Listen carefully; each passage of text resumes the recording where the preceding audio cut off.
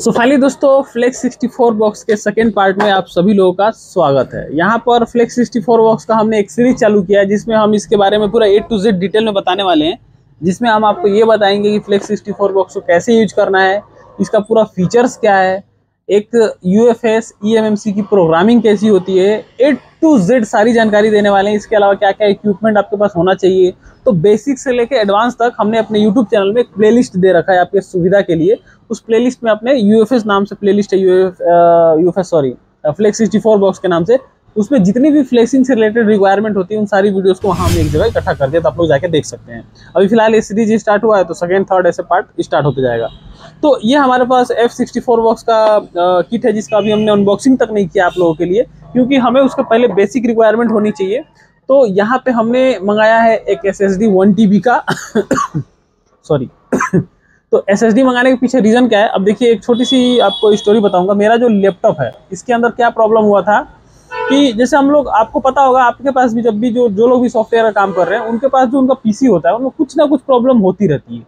कभी उसमें कुछ प्रॉब्लम हो जाएगा, कभी USB करप्ट हो जाता है, कभी कोई ड्राइवर गायब हो जाता है। और सबसे बड़ी बात है कि जब डिवाइस मैनेजर में कोई येलो मार्क आता है और उसको जब हम इंस्टॉल करने की कोशिश करते हैं ना, तो वो मतलब बहुत दिक्कत देता है। कभी कभी इंस्टॉल हो जाता है आसानी से, लेकिन कभी कभी बहुत ज़्यादा दिक्कत देता है। और मुझे तो ये नहीं समझ में आता है कि जैसे मान लीजिए मेरा एक ये देखिए यहाँ पे Intel R USB 3.20 ये वाला जो था, ये ड्राइवर अपडेट का ऑप्शन आ रहा है। यहाँ पे सर्च ऑटोमेटिकली दिया है, लेकिन करने से कोई फायदा होता नहीं है। पता नहीं वो किस लिए दिया है। कभी आज तक मेरा ड्राइवर अपडेट किया और मेरा दूसरा लैपटॉप हो उसमें चाहे इसमें कभी काम नहीं आया है। तो विंडोज़ का बहुत प्रॉब्लम रहता है। तो ये मंगाने के पीछे रीजन क्यों बता रहा हूँ। अब हुआ क्या था कि मेरा लैपटॉप अचानक से USB करप्ट हो गया, मतलब कि वो ड्राइवर ही गायब हो गया, पीला मार्क आ रहा है, कोई भी USB कनेक्ट कर रहा हूँ, हो ही नहीं रहा। अब मैं डाटा कैसे निकालूंगा। ये लैपटॉप ऐसा नहीं है कि बाहर से खोल लें, पूरा उसका बैटरी तक भी बाहर, मतलब अंदर इनबिल्ड है। तो मैं करूँ तो क्या करूँ, मैं तो पूरा परेशान हो गया। फिर अंत में मुझे अब इसी ड्राइवर को अपडेट, मतलब बहुत उसमें टीम टाम कुछ भी काम नहीं आया। कोई भी करके देखा, ये ड्राइवर जो मंग रहा है USB 3.2, वो मैं सर्च कर रहा हूँ तो ड्राइवर भी ऐसा नहीं है कि डाउनलोड हो जाएगा, कहीं से मिल जाए। Update driver, automatic driver update, चाहे लेनोवो के साइड से, यहाँ तक कि सर्विस सेंटर से कांटेक्ट करके वो जो सर्विस सेंटर वाला बंदा था वो मतलब ऑनलाइन हमारे लैपटॉप पे एक्सेस लेके वो भी ट्राई किया, सब कुछ करके थक गया। अंत में क्या बोला, PC रीसेट करना पड़ेगा। अब भाई डाटा में कैसे निकालूं फिर अपना, तो ऐसे में डाटा का बड़ा दिक्कत हो जाता है। और दूसरी चीज, लैपटॉप जितना खाली रहेगा उतना स्मूथ काम कर पाएंगे। आपके पास जब भी कोई eMMC का या फिर ये UFS का काम कर रहे हैं, तो जब डंप आप रीड करेंगे या फिर कोई वेबसाइट आपने परचेज किया तो उससे अगर डंप आप डाउनलोड कर रहे हैं, तो आपके पास स्टोरेज होना चाहिए जिसमें कि आप सारी चीज़ों को रख पाएं, क्योंकि ये सब चीज़ें बार बार काम आएंगी। आपका पर्सनल डाटा भी एक बार हो जाएगा और उस एवज में आपके पास एक SSD होना चाहिए, सॉलिड स्टेट। इसलिए SSD लिया क्योंकि अगर इसके अंदर डंप रहेगा तो डायरेक्टली कंप्यूटर से कनेक्ट करके डंप को यूज कर सकते हैं। अब मेरा जो लैपटॉप है ये EVO सर्टिफाइड है, i9 प्रोसेसर है, और इसका मॉडल है Lenovo IdeaPad Pro 5, जो कि 32 GB रैम और 1 TB के SSD के साथ आता है। इसकी प्राइस लगभग 1,08,000 है। और ये मैंने सॉफ्टवेयर और बाकी सारा अपना मल्टीटास्किंग के लिए लिया था, मतलब सब कुछ काम कर लूँ। बहुत रिसर्च करके ये लैपटॉप मैंने लिया था। हालांकि कितना भी आप रिसर्च करिए, परफेक्ट तो कुछ भी नहीं होता है, तो आप देख सकते हैं अपने हिसाब से। तो ये लैपटॉप हमारा सॉफ्टवेयर रिक्वायरमेंट में काम आएगा। और ये SSD हमारा ये है SanDisk का, 100 Mbps का स्पीड मिलेगा मेरे को लगता है जहाँ तक। और इसका रेट मुझे पड़ा तकरीबन 11,500, ऑनलाइन भी यही रेट है। और अगर कोई ऑफर चला चाहे कम हो तो अलग बात है। इसमें कई वैरायटी आता है, 1 TB में स्पीड के ऊपर डिपेंड करता है, अलग अलग स्पीड में अलग अलग प्राइस रहता है। काफ़ी लाइट वेट है और काफ़ी ज़्यादा अच्छा क्वालिटी का है। एक SSD यहाँ पर भी है, ये हमारे फ्रेंड का है। ये मैं दिखाने के लिए आपको लाया हूँ कि इसकी स्पीड चेक कराएंगे और आपको दिखाएंगे दोनों मतलब दोनों में फ़र्क क्या है। और ये वीडियो बनाने का भी यही मकसद है, ताकि आपको सारी चीज़ें समझा पाऊँ। तो सबसे पहली चीज़ ये कि अब जैसे ये वाला जो ड्राइवर है करप्ट हो गया, तो मैंने क्या किया, SSD को ले दे के कनेक्ट कराया कैसे भी तरीके से, मतलब मैंने पूरे ड्राइवर को अनइंस्टॉल कर दिया, सारे ड्राइवर को अनइंस्टॉल कर दिया, जितना भी USB का ड्राइवर है। जब सबको अनइंस्टॉल किया तो एक बार पोर्ट काम किया, मतलब बड़ा मुश्किल से 2 दिन तक टेंशन पाल के रखा, तब जाके एक बार अचानक से काम किया। तो मैंने जब काम किया तो समझ में आया कि इसको एक बार काम कर दे रहा है, सबको इंस्टॉल कर दे रहा हूँ, तो जैसे विंडो रिस्टार्ट करो फिर से वही प्रॉब्लम आ जा रही है। तो बार बार ऐसे करने से अच्छा है इसको डिलीट ही करना। तो मैंने SSD मंगाया, सारा ड्राइवर इसमें सारा डाटा कॉपी किया। मान लीजिए कभी लैपटॉप ही पूरा खराब हो गया, कुछ भी ऐसा कारण आ गया जिससे विंडो खराब हो गया, तो ऐसे में आपका डाटा का दिक्कत रहता है। और डाटा अगर दूसरे जगह रहेगा तो आपको ये तो सोचना नहीं पड़ेगा यार डाटा अब निकालना पड़ेगा। तुरंत खाली करो, मारो फॉर्मेट। और विंडो 11 है तो आपको कहीं कंप्यूटर दुकान में देने की जरूरत नहीं है, डायरेक्ट कंप्यूटर में ही ऑप्शन रहता है आपका रीसेट का। जैसे अगर मेरा ये विंडो है, इसको रीसेट करना है तो 1 घंटा का मुश्किल से मुझे समय लगता है, और इतना ईजी तरीके से हो जाता है कि मैं आपसे क्या बताऊं। जैसे ये विंडो 11 है तो ये खासियत है, विंडो 11 प्रो, विंडो 11, 11 होम, इसमें आपको सिंपल सा जाना है। आपको कहाँ जाना है, सिस्टम में। सिस्टम में जाने के बाद से यहाँ थोड़ा नीचे आएंगे तो यहाँ पे आपको दिख जाएगा ये वाला रिकवरी वाला ऑप्शन, ये रहा रीसेट पीसी। यहाँ पे एवरीथिंग पे क्लिक कर दीजिए और यहाँ पे फिर 2-4 बार परमिशन लेगा, फिर यहाँ पे ये विंडोज को डाउनलोड करेगा क्लाउड से। देखिएगा क्लाउड से डाउनलोड करना है कि लोकल, तब क्लाउड से डाउनलोड कर लीजिए, फिर पूरा डाउनलोड करेगा विंडोज पे। 4 GB 3 GB का डाटा होना चाहिए। डाउनलोड कंप्लीट हो जाएगा, 1 घंटे तक टाइम छोड़ दीजिए उसको, अपने आप रीसेट हो चालू हो जाएगा। फिर अपना सेटअप कर लीजिए, जैसे मोबाइल करते हैं सेम मोबाइल जैसा है। तो ये बेस्ट है इसमें, और जितना भी ड्राइवर फाइबर ताम झाम है सब अपने आप अपडेट हो जाएगा, सब कुछ ठीक हो जाएगा। तो डाटा इसके अंदर है, अब टेंशन नहीं है। अब कभी भी फॉर्मेट हो तो बस यही दिक्कत होगा कि जितना भी हमारा टूल्स है, सॉफ्टवेयर है, सबको फिर से इंस्टॉल करना पड़ेगा, जो कि 1 घंटे में मेरा काम हो जाएगा। तो 1 घंटे में फिर से लैपटॉप में रेडी कर सकता हूँ, तो इसलिए मेरा SSD आ गया। तो अगर आप सॉफ्टवेयर काम कर रहे हैं, कई बार आप ऑनलाइन भी फोन अनलॉक कराते हैं, कोई लोग ऑनलाइन कई सॉफ्टवेयर इसमें डाउनलोड करते हैं। कुछ सॉफ्टवेयर ऑटोमेटिक इंस्टॉल हो जाता है, कुछ सॉफ्टवेयर ऑटोमेटिक इंस्टॉल करके इसके अंदर कुछ करप्ट कर देता है। तो ये प्रॉब्लम हमेशा बनी रह सकती है। ऐसा मत सोचिए कि काहे ये सब प्रॉब्लम हो रहा है, सबके साथ होता है। प्रॉब्लम लैपटॉप देता है, और जब प्रॉब्लम से आप जूझोगे नहीं तब तक आपको वो सॉल्व नहीं होगा। ये इतना सारा बकवास बता रहा हूँ तो आपका टाइम वेस्ट हो रहा होगा, बट ये सब बताना जरूरी होगा, सुनना भी जरूरी है, तभी जाके आप इन चीज़ों को समझ पाएंगे। अगर आप बिगिनर हैं तो किसी भी प्रॉब्लम को कैसे सॉल्व कर पाएंगे। जब मैं कोई चीज़ें बताता हूँ तो ऐसा नहीं है, उसका प्रूफ भी बताता हूँ, उसका कैसे सॉल्यूशन है वो भी बताता हूँ आगे चल के। तो ये मेरा पहले इसी को अनबॉक्स कर लेता हूँ। ये SSD है, ये आपको पड़ेगा मात्र 4800 और प्लस 500, यानी कि 5300 रुपये में, यानी 5000 के आसपास में आपको ये मिल जाएगा। 1 TB का ये भी SSD है। ये एक तरह से असेंबल्ड है, इसके अंदर आपको ये इस तरह का मिलेगा कवर। SSD इसको आप चाहे तो बाहर निकाल सकते हैं, ये बाहर निकल गया। ये सिंपल सा एक कवर है, इसमें बस एक छोटा सा किट लगा है जो कि आपका कंप्यूटर से कनेक्ट करेगा, और ये SSD है जिसको आप लैपटॉप में, अपने कंप्यूटर में कहीं भी लगा सकते हैं।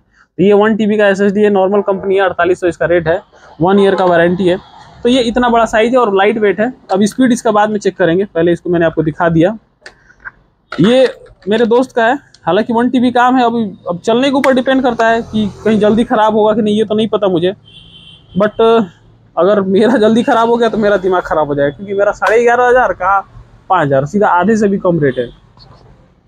तो इसलिए थोड़ा मेरा माइंड वो हो रहा है कि कहीं ऐसा तो नहीं कि मेरे को ज़्यादा ही मैं महंगा ले लिया। और ये है मेरा SanDisk का SSD, ये वाला। ये रबर टाइप का है, इस एकदम गिरने से भी इसमें ना, मतलब ऐसा हो रहा है कि जैसे गिरने से कुछ ख़राब होने का टेंशन नहीं है। हालांकि गिरने से डाटा करप्ट होने का चांस रहता है बहुत कम, ऐसा नहीं हो ही जाएगा। ये बस 2 ही चीज़ मिलता है। सॉरी। तो अब आपको क्या करना है, इसको निकाल लेना है। अब दोनों का मैं कैसे टेस्ट कर सकते हैं, स्पीड कितनी है उसको भी मैं बताऊंगा।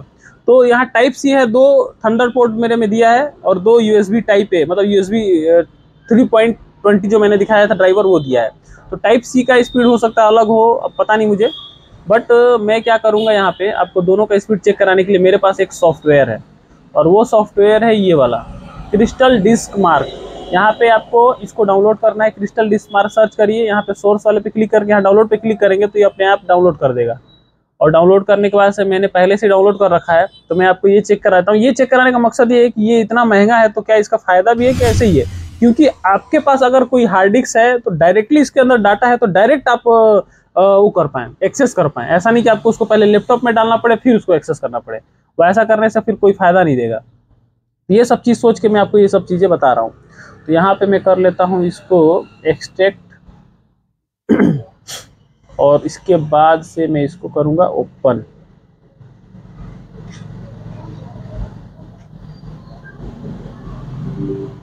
और यहाँ पे इसके बाद मैं इसका स्पीड टेस्ट करूँगा। तो मैं यहाँ पे दोनों को Type-A में ही लगाता हूँ, ताकि आपको एक साथ ही समझ में आए। पता चले कि मैं इसको अलग लगा दिया तो दिक्कत हो जाएगा। तो यहाँ से मैं दोनों को USB 3 में ही लगाता हूँ, क्योंकि दोनों में ही ये वही दिया है। तो ये हमारा ओपन हो गया टूल, और इसको मैंने एक्सट्रैक्ट करके ओपन कर लिया। इसमें आप चेक कर सकते हैं इसकी स्पीड कितनी है। तो आपको दोनों का स्पीड चेक कराता हूँ ताकि आपको अंदाज़ा लग जाए कि दोनों में बेटर कौन सा है। तो ये मैंने कनेक्ट कर दिया दोनों को। अब यहाँ पे मैं ड्राइवर ओपन कर लेता हूँ। सॉरी अपना डिवाइस। और यहाँ पे पहले ये वाला 4800 जो है उसका मतलब टोटल 5000 का जो है उसको लगा लेता हूँ पहले।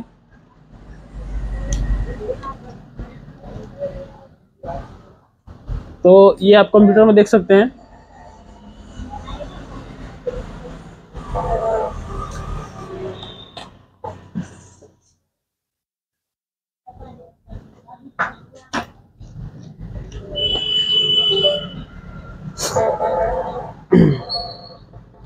यहाँ पे आपको दिखा दिया ये, और इसको मैं कट कर देता हूँ। इसमें दो पार्ट बना हुआ है, 400 जीबी का इन्होंने दो पार्ट बना के रखा है, डी और ई। तो डी और ई में कोई भी हम टेस्ट कर लेंगे। और एक लगा देता हूँ मैं अपना वाला।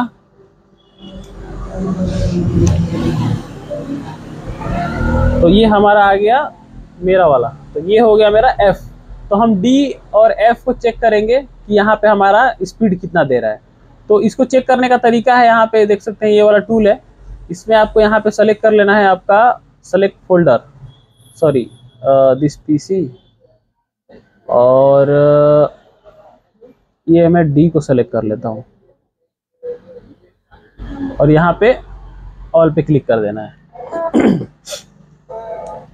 अभी यहाँ पे चेक करके आपको बता देगा कि ये जो हमारा एसएसडी लगा है इसके अंदर, वो दोनों का स्पीड कितना है।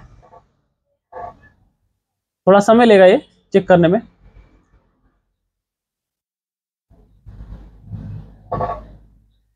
हालांकि मैंने उसको जो अपना सैंडिक्स का है उसको मैंने चेक किया था, तो 53 जीबी का मेरे पास फाइल था। उसको मैंने इस लैपटॉप से उस पेन ड्राइव में डाला, तो 2 मिनट कुछ सेकंड में, लगभग 2.5 मिनट से भी कम में उसने ट्रांसफ़र कर दिया फटाक से। तो आप अंदाज़ा लगा सकते हैं कि 2.5 मिनट में आपका 50 जीबी से ऊपर का फाइल इसने ट्रांसफ़र कर दिया। तो स्पीड तो अच्छा है, बढ़िया है। और इसका स्पीड का भी रीज़न क्या है, जब हम फ्लेक्स 64 बॉक्स का कोई भी डंप इसमें रीड करके रखेंगे, तो कल को अगर हमको कोई भी ज़रूरत पड़ा तो हम डायरेक्टली इसको कनेक्ट करके फ्लेक्स 64 बॉक्स से डायरेक्ट इसका डाटा को हम अपने CPU eMMC UFS में रीड राइट कर पाएंगे। तो हमारे लिए अच्छा रहेगा, तो इसीलिए मैंने इसको रखा है। तो यहाँ पे आप देख सकते हैं ये MBPS स्पीड दिखा दिया। अब मैं इसको यहाँ पे अंदाजा आप लगा सकते हैं, इतने से ही इसको स्टॉप कर दे रहा हूँ, बहुत है इतना जानना इसके लिए। अब हम यहाँ पे कर लेते हैं दूसरा, और दूसरा हमारा फोल्डर होगा ये F, सॉरी ये F, हाँ इसको हम चेक कर लेते हैं इसकी स्पीड कितनी रहेगी।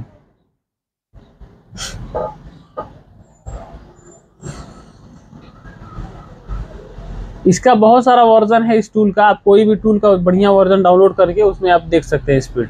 तो इससे डबल ही स्पीड मिलेगा आपको, यहाँ पे देख सकते हैं आप। उसका स्पीड आपको कितना मिला था, 42-46 MBPS। और यहाँ पर देखिए सीधा मतलब कंपेयर ही नहीं है, ये 62 भी इससे ज़्यादा है, ये 4 तो अलग हटा ही दीजिए। मतलब कहाँ आपका स्पीड 42 और कहाँ 462, मतलब आप समझ सकते हैं। तो ये स्पीड का फ़र्क है इन दोनों SSD में, जो 4800 का है। और यहाँ पे देखिए नीचे 3rd नंबर 2nd नंबर है, जितना भी स्पीड दिखा रहा है अलग अलग सेक्शन का अलग अलग तरीके से यूज करने का ये स्पीड दिखाता है। अब मैं आपको एक चीज़ और दिखा देता हूँ ताकि आपको अंदाज़ा लग जाए। मेरा जो कंप्यूटर के अंदर जो लगा है उसको भी मैं आपको दिखा देता हूँ, ताकि आपको अच्छे से समझ में आ जाए कि हाँ ये कितनी स्पीड दे सकता है। सेलेक्ट फोल्डर, और यहाँ पे हम चले आए दिस PC, और ये मेरा SSD है विंडो में जो लगा है, इसको हम देख लेते हैं एक बार ये क्या स्पीड दे रहा है। मेरे हिसाब से खुद का लगा हुआ है तो थोड़ा सा ज़्यादा ही देगा, देखते हैं। 1 TB का ये भी SSD है जो मेरे PC के अंदर इनबिल्ड है, तो उसका क्या स्पीड देता है। ओह माय गॉड, ये तो सीधा सीधा आउट ऑफ कवरेज है, क्योंकि कंप्यूटर भी महंगा है हालांकि। तो आप देख सकते हैं सीधा 4770, मतलब अनएक्सपेक्टेड स्पीड है। तो ये कंपेयर था, ये जो टूल था आप डाउनलोड करके अपने किसी भी मतलब पेन ड्राइव हो, कोई छोटा भी कोई भी चीज़ हो, उसका आप स्पीड टेस्ट कर सकते हैं कि वो रीड राइट स्पीड कितना लेगा। अब इससे हम हो सके तो UFS का भी सॉरी ये अपना फ्लेक्स 64 बॉक्स का भी अगर यहाँ पे दिखाए तो शायद ले सके, बट शायद क्योंकि उसमें भी रीड राइट स्पीड दिखाता ही है। तो ये कहने का मतलब है कि हमारा SSD इसमें काफ़ी ज़्यादा अच्छा रिस्पॉन्स दे रहा है, अब देख सकते हैं सामने ही। तो इसीलिए हमने लिया है। तो बाकी ये वीडियो बताओ, अब ये वीडियो का सारा बता दो। वीडियो में मकसद क्या था मेरे बनाने का, कि अगर आपको कोई भी सामान लेना है तो आप अच्छा लीजिए, और ये सब लेना जरूरी है। SSD आपके पास होना ही चाहिए, तभी जाके आप पूरा कंप्लीटली फ्लैश फाइल वगैरह डाउनलोड करके रख पाएंगे, डंप फाइल रख पाएंगे, और अपना ये सब काम कर पाएंगे प्रोग्रामिंग का। तो अगले वीडियो में अब जो अगला वीडियो होगा वो पक्का अब आपका इसका अनबॉक्सिंग और पूरा सेटअप का होगा, और उसके बाद हम आपको बता देंगे कैसे क्या करना है, कैसे डंप UFS वगैरह वो करना है। क्लास चालू ही रहेगा अब। इस वीडियो में इतना ही। जय हिंद।